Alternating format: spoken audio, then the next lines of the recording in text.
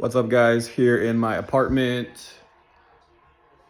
Nothing too crazy. One bedroom over in the Westlake area. For what I'm paying in rent in Vietnam, I could be living like a freaking king. I could get a super luxury 2 bedroom high-rise condo in Da Nang, which is what I plan on doing. I might actually just get an affordable 1 bedroom. Just depends on where I'm at financially in June. But I could afford it's gonna be like a really nice.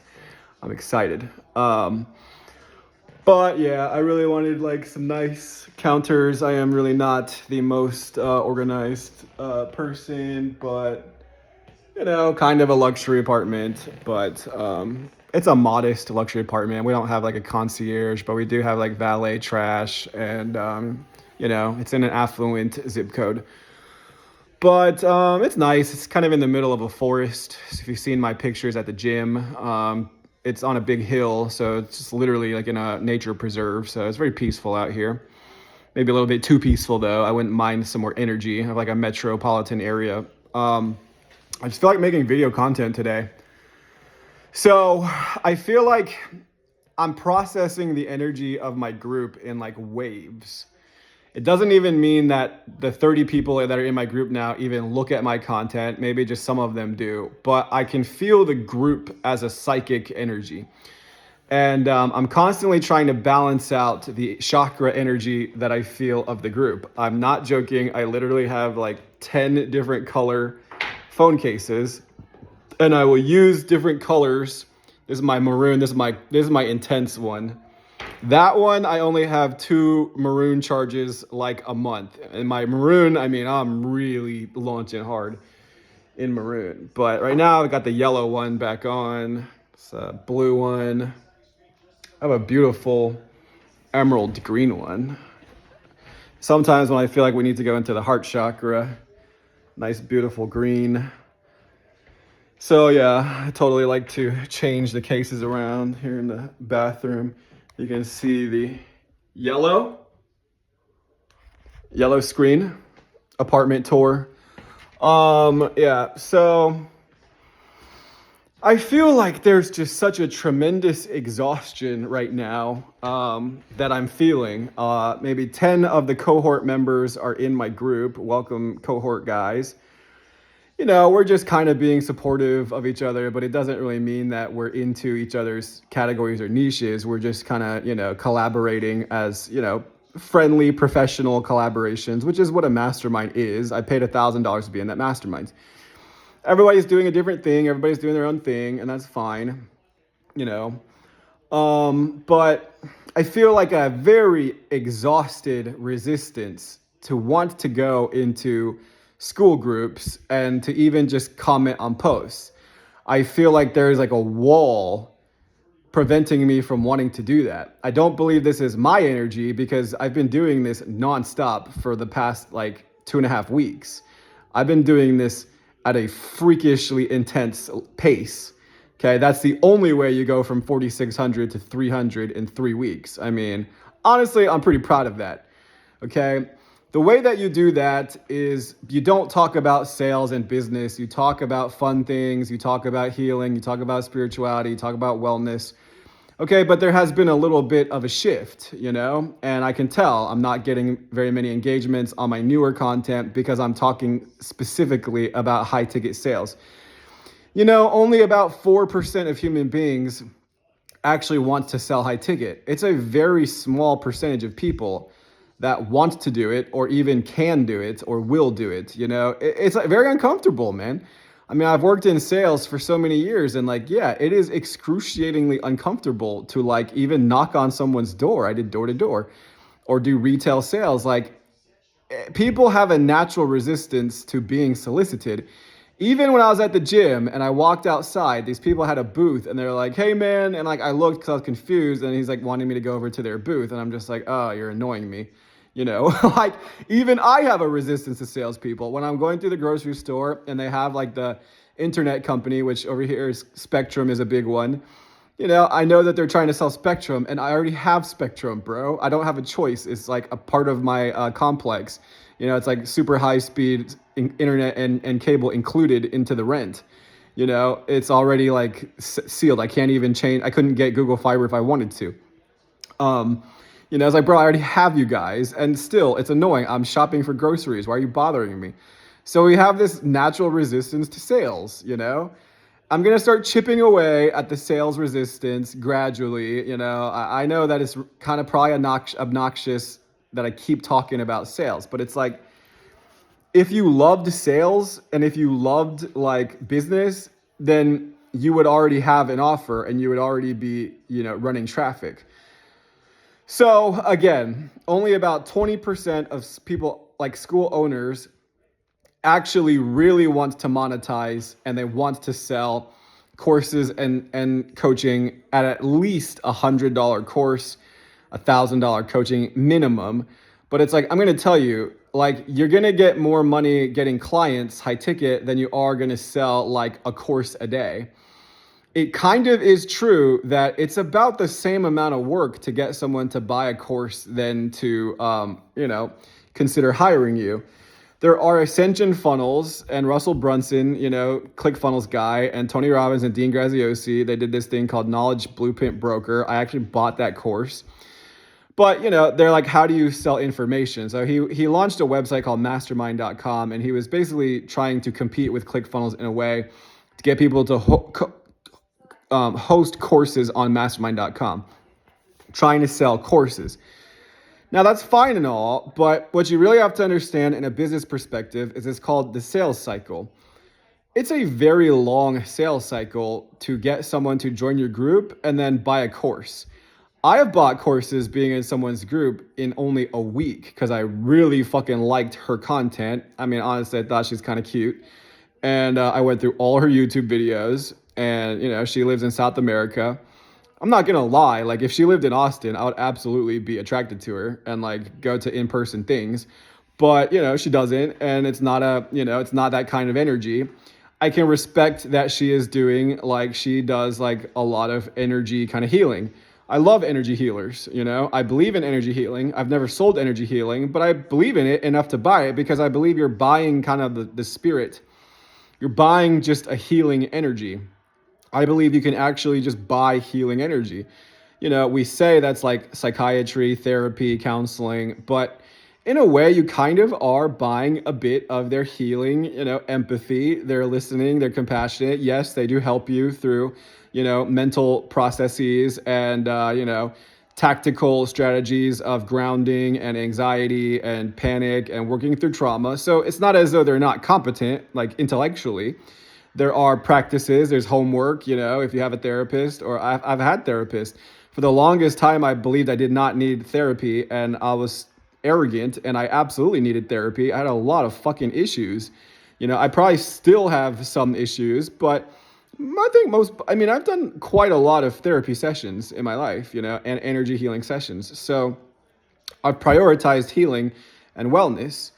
I absolutely believe in therapy. I believe in healing. And if you need a therapist or someone to talk to, I have at least 4 in my mastermind group. I'll recommend you to my favorite ones, But yeah, whether it's addiction or trauma or counseling or whatever.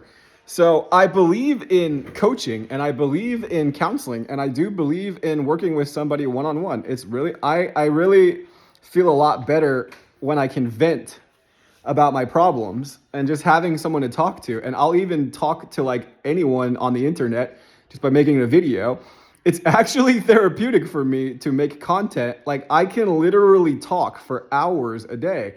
That's what makes me an extrovert on the internet. In my home life, I'm kind of more of an introvert, but like, I am really extroverted on the internet. I have almost like a need to speak things, and maybe that's almost like a voyeuristic need, attention-seeking need, maybe. I don't know, but I love making content. Today in the Mayan time codes, we are in the code of the white wind.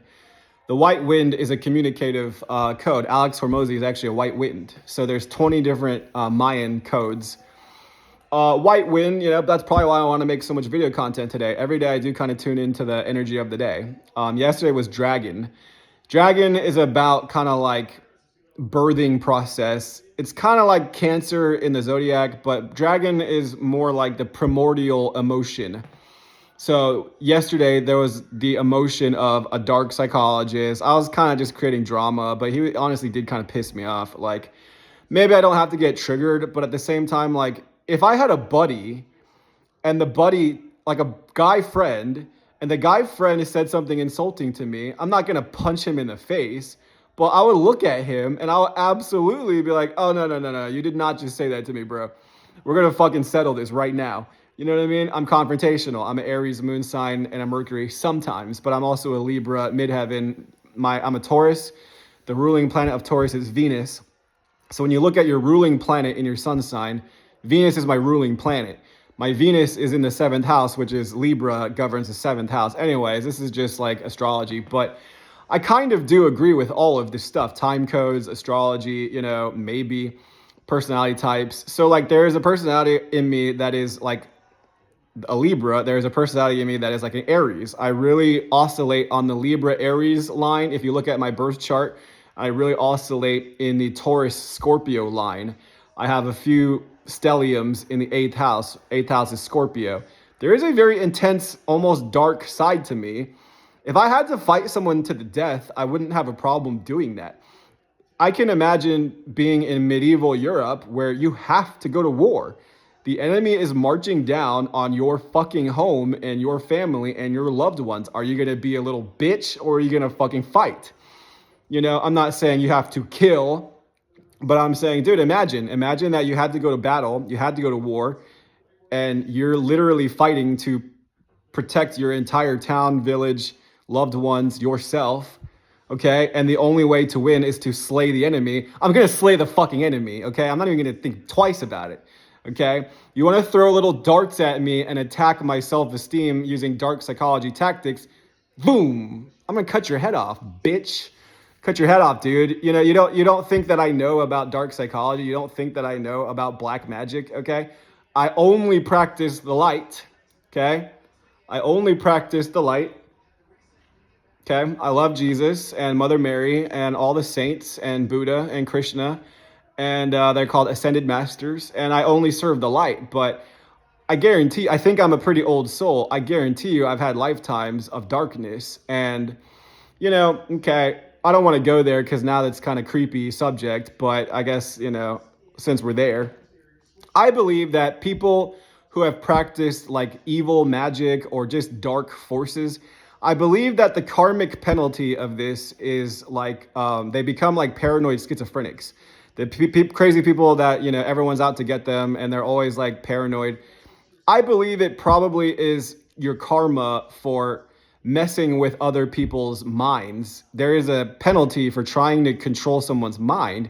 There is a karmic penalty for trying to brainwash somebody.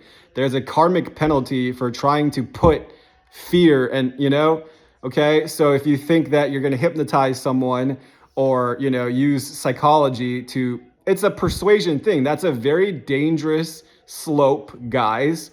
Okay? If you're studying persuasion and essentially mind control tactics, you need to be very careful of that because it's wrong to try to manipulate someone's emotions and mind. If your intention of saying something to them was to make a jab at them, to try to get them to kind of like, like a game of like attack their character, it is called an ad hominem attack. When you look at dark psychology, there's only about 6 kind of things that you do. Like a narcissist. Like, have you ever tried arguing with a sociopath? I lived with a sociopath. He was a kleptomaniac. He's a good-looking guy. His parents had a lot of money. We went to college. We were in the same fraternity. Dude was sleazy. He was scummy. Okay? He was fun, a lot of fun, and he was always the center of the party. And, like, people loved him, but they also loved to trash him and gossip about him. He was a Gemini, is a Gemini. And he just did not have very much ethics and morality. He could lie to people's face, and it was totally convincing. I would watch him do it. He was a sociopathic liar, pathological liar, and he had a lot of confidence. But after I got to know him and we lived together, he stole my checks because he was kind of a druggie. And I called his parents and I said, I'm pressing 7 felony charges. He stole 7 of my checks. I had like a retard. He was like drugged out on Xanax and he just like stole my checks. and then wrote them to himself and then signed my name in his handwriting. And I was like, dude, you're retarded. I have irrefutable evidence of you forging my signature. This is a felony charge. And I told his parents, who live in Southlake, they're pretty rich, multimillionaires, and I said, you're going to get all this shit out of here and you're going to pay the rest of his rent, and I'm not asking for any money. Give me back all the money you stole from me, and let's just be done with this, and I won't press the charges. And I sent them that in an email, like legitimately, and so they did. I was like, dude, you're so scummy, man. I would watch him lie to people's face. Like he didn't go to UT. He went to ACC, the community college, but he would lie that he went to UT. And like, I could see that this was all coming from a very insecure, like, mindset. Like he was ashamed of not being that intelligent, and like, being very kind of sub-average academically or intellectually. And like, I kind of started feeling sorry for him. I was like, I realized that his motivation to like lie to people and try to be really impressive and like try to act really cool was like really rooted in an intense like insecurity and self-worthiness. So I know when people are using like sociopathic, pathological, dark kind of psychological maneuvers. My dad was a social worker. I'm not going to say my dad was a dark psychologist, but sometimes he was very emotionally manipulative, and you see what they're doing. You see their game. The game is, I'm disappointed in you, and they highlight your criticisms, and they act like they're doing this for your own good. Like they act like they're doing this to help you because you don't understand something about yourself. But really, it's kind of an emotional narcissism of like, I need you to check in with me on if this is acceptable behavior or not. And that's exactly what the guy was doing that I talked about yesterday. Like, anyways, I don't even want to go into it, but you need to be careful about your intention and your motive for the reason why you're saying things to people. If you attack somebody, that looks bad, that's a bad strategy. Like, first of all, that's just offensive. Okay? If it was a guy buddy of mine and he was annoying the fuck out of me, I might clock him in the face. I might, you don't want to get an assault charge, but I might just like punch you in the fucking chest, dude. Shut up. You're annoying. Shut the fuck up, dude. Like a little brother, that's such an ugly shirt. Oh my God, you look so dumb. And my sister would tease me all the time. My sister kind of was slightly narcissistic. She would make fun of me all the time. She would tell me like my outfits were ugly. Maybe I'm just triggered. You told me the content's ugly. I'm like, dude, like you don't achieve financial success and, ranks and money by being the most likable person, okay? When you say a number and they don't like the number and they get pissy about the number, I have been kind of arrogant in my businesses. People would say, your prices are way too high. You're fucking crazy in my first business. And I said, I already sold like $7,000 this week. Okay? Like, I was actually kind of arrogant and I would say, why don't you just get your money up? That was wrong. And I suffered karma for that. That was arrogant and I was wrong. I got really cocky because I was making a lot of money. I said, why don't you just get your money up, dude? Like, it's not too high. People are paying me all the fucking time, Stop bitching. Stop acting like a brokey. Okay? Andrew Tate uses that word brokey. It's arrogant and it's, that's not nice to like insult someone. But it's at the same time like, people will try to nickel and dime you. In my second business all the time, they try to counter offer like a bare minimum price. And I'm like, I'm sorry, but absolutely not. Like I don't even argue about price. If they lowball me, like I usually charge 70 minimum. And if they try to say, like, I can give you like 30 or 40 bucks, I'll just say, sorry, no. I won't even reply. Sorry, no. No. Like, no. Like, dude, I'm constantly booked around the clock and I'm charging 70 to 150 a delivery. And I'm getting like 6 to 8 of these a day. You tell them that and they're like, maybe they don't believe you, but at the same time, like, okay, I can't really argue with this guy. Do you know what I mean? Like, dude, I'm getting leads in business around the fucking clock. I don't need your business. I don't need you in my life. You're going to tell me that my content is ugly. There's such a better way to say that. I noticed that, maybe this comes across as a little bit whatever. You know what I mean? You gotta like soften the delivery of your opinions, because when it's a jaded and jagged criticism or an attack, it immediately puts somebody on the defense or counterattack. Or they're just like a person that has no self-esteem, in which case they're kind of like a slave, kind of like in S&M culture, it's called a submissive, with like a degradation fetish. Some people are like psychologically into like being punished or like being degraded. I don't at all. You're gonna insult me in my group and you're gonna fucking like slander me. He was slandering. It was slanderous. Then I'm going to publicly roast you and embarrass you. Maybe I look like an asshole. Maybe I look like, whatever. I don't care. Shut the fuck up and get the fuck out of my group. Okay, you get out of my group. You know, I didn't work this hard to build my entire life up for some fucking weirdo to insult me, you know.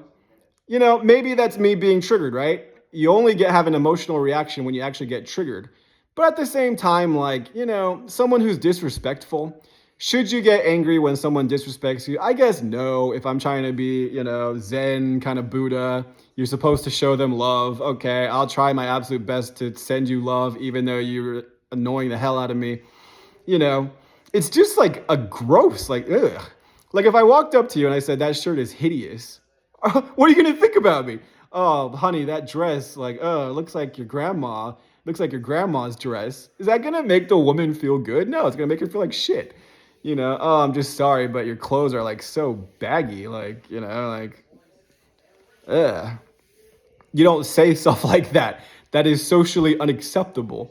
Okay? Anyways, I think that people like that, narcissists, they kind of target insecure people and they kind of do like to be their source of confidence. It is a narcissistic thing. I am your source of validation and approval.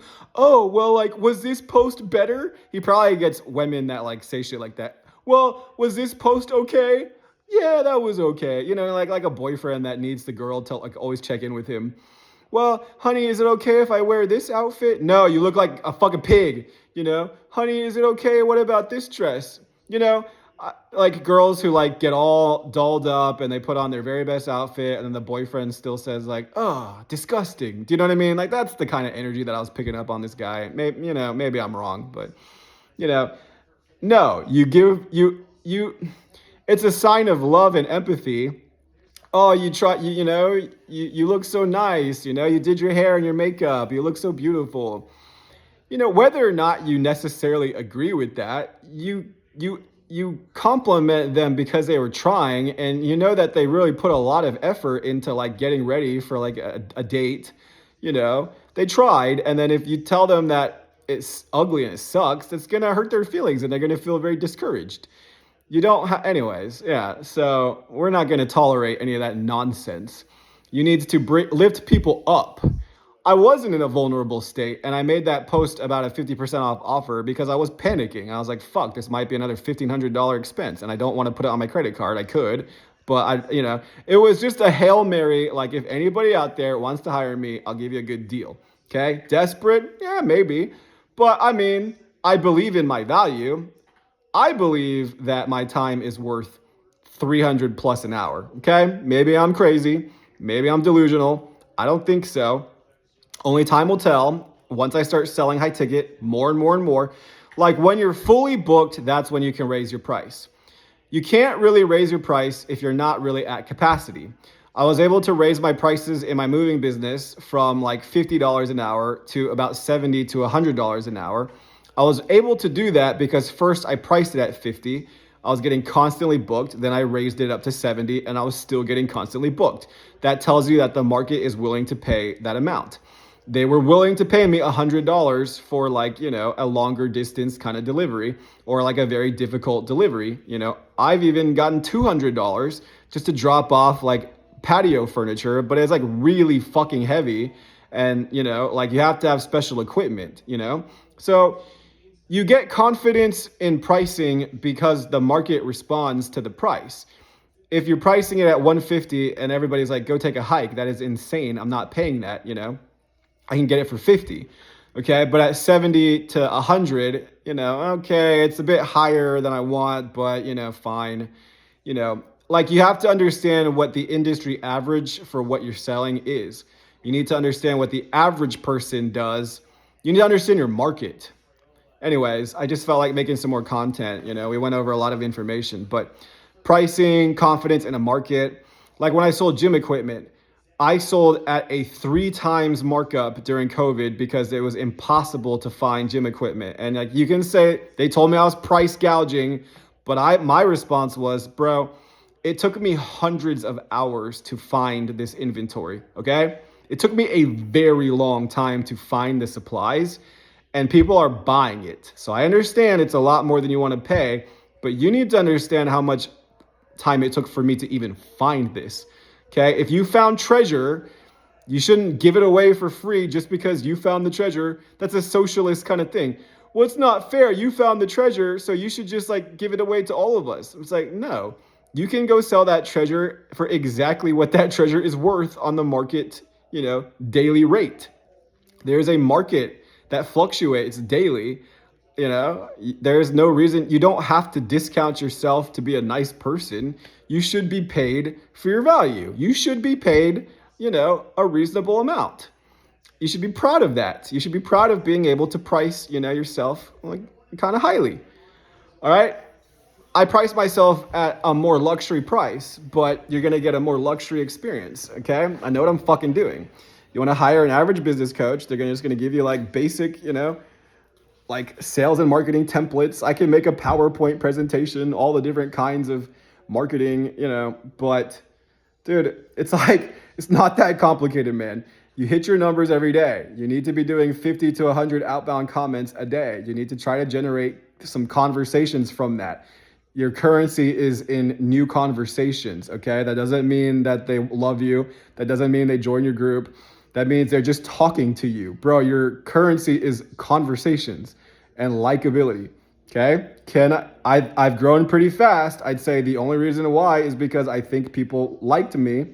They're probably starting to get annoyed with me because I'm posting so much business content. I'm sorry, guys. It has to be done. This is a necessary evil. I have to talk about these things because I know that this is what you guys need as well as what I need.